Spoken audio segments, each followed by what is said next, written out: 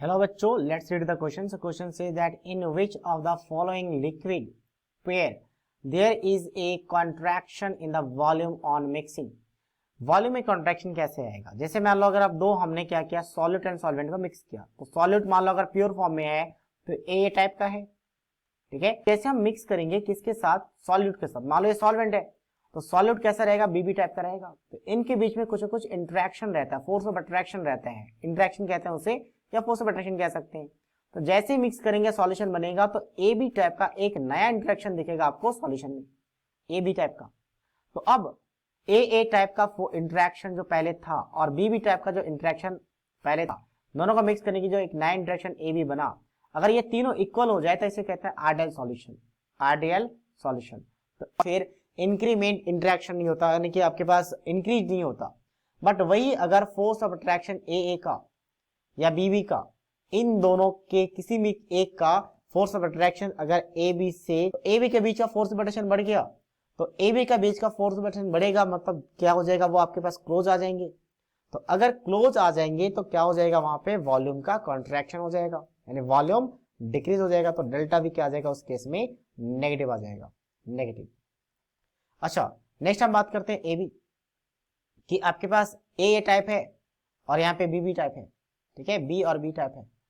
तो आपके पास ए या बी टाइप का, यहाँ पे भी फोर्स ऑफ अट्रैक्शन अगर मान लो आपके पास इंक्रीज हो, डिक्रीज हो गया, तो यहाँ पे क्या हो जाता है? वॉल्यूम का इंक्रीज हो जाता है। तो हम इसे भी कॉन्ट्रैक्शन कह सकते हैं, मतलब आपके पास या तो इंक्रीज या तो डिक्रीज हो जाए।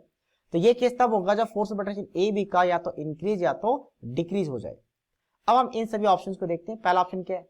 तो पहला ऑप्शन 6,6H14 मतलब साइक्लोहेक्सेन, साइक्लोहेक्सेन के साथ दूसरा क्या है? बेंजीन।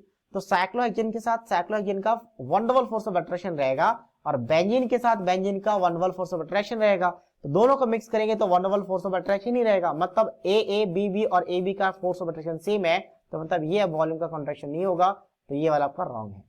नेक्स्ट हम बात करते हैं बी का। बी में अगर देखा जाए तो बी में वाटर मॉलिक्यूल्स में क्या है? हाइड्रोजन बॉन्डिंग होता है। वाटर मॉलिक्यूल्स में हाइड्रोजन बॉन्डिंग होता है, ये बहुत ही फेमस है हाइड्रोजन बॉन्डिंग के लिए, ठीक है, वाटर। और HCl की बात करें तो HCl में सिर्फ और सिर्फ फोर्स ऑफ अट्रैक्शन रहेगा। तो इसमें हाइड्रोजन बॉन्डिंग, इसमें फोर्स ऑफ अट्रैक्शन, जैसे ही मिक्स करेंगे तो मिक्स करने से हाइड्रोजन बॉन्डिंग नहीं है, यानी ए और बी के बीच में हाइड्रोजन बॉन्डिंग नहीं है। तो फोर्स ऑफ अट्रैक्शन क्या हो चुका है? कम हो चुका है, ए बी का कम हो चुका है, ए बी का कम हो चुका है, यानी कि यहाँ पे ए का फोर्स ऑफ अट्रैक्शन ज्यादा है ए बी से। तो इस केस में क्या हो जाएगा आपके पास? वॉल्यूम का, अगर वॉल्यूम की बात करें तो वॉल्यूम में क्या हो जाएगा? इंक्रीमेंट, मतलब यहाँ पे भी कॉन्ट्रैक्शन चल रहा है। तो ये आपका ऑप्शन सही हो जाएगा, यानी पहले का फोर्स ऑफ अट्रैक्शन अब यहाँ पे चेंज हो चुका है, सेम नहीं है। सेम अगर हो गया तो कॉन्ट्रैक्ट, तो इसका मतलब कॉन्ट्रैक्शन नहीं होगा।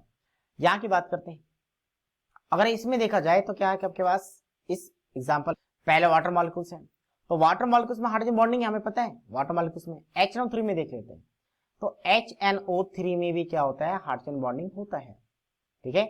HNO3 में OH बॉन्ड है, OH बॉन्ड जहां पे भी दिख गया हाइड्रोजन बॉन्डिंग होगा।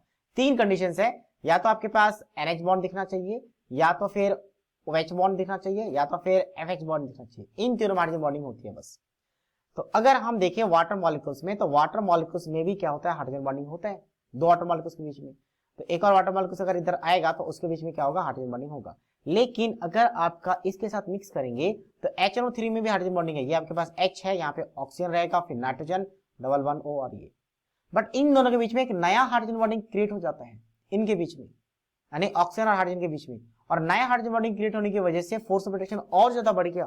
तो फोर्स ऑफ अट्रैक्शन और ज्यादा बढ़ने की वजह से यहाँ पे भी क्या होगा? वॉल्यूम का कॉन्ट्रैक्शन। तो मतलब सी में भी वॉल्यूम का कॉन्ट्रैक्शन होगा, तो ये भी आंसर है। नेक्स्ट हम यहाँ पे बात करते हैं, वाटर में हाइड्रोजन बॉन्डिंग में इथेनॉल भी हाइड्रोजन बॉन्डिंग है, मिक्स करोगे तो कोई ज्यादा हाइड्रोजन बॉन्डिंग नहीं बनेगा, जितना हाइड्रोजन बॉन्डिंग था उतना ही बनेगा। तो इसमें कोई भी ना कॉन्ट्रैक्शन ना आपके पास क्या होगा? सेम ही रहेगा, मतलब ए जैसा था बी वैसे रहेगा और ए बी का भी वैसे ही रहेगा, क्योंकि पहले वाटर में भी हाइड्रोजन बॉन्डिंग और इथेनॉल में भी हाइड्रोजन बॉन्डिंग, दोनों को मिक्स करोगे तो यहाँ पे जैसे इंक्रीज हो रहा था यहाँ पे इंक्रीज नहीं करेगा, उतने ही हाइड्रोजन बॉन्डिंग रहेंगे। तो यहाँ पे फोर्स ऑफ अट्रैक्शन सेम है, तो यहाँ पे कोई कॉन्ट्रैक्शन नहीं आएगा। So that means option B and C is the right answer of this question. So I hope you understood it well. All the best.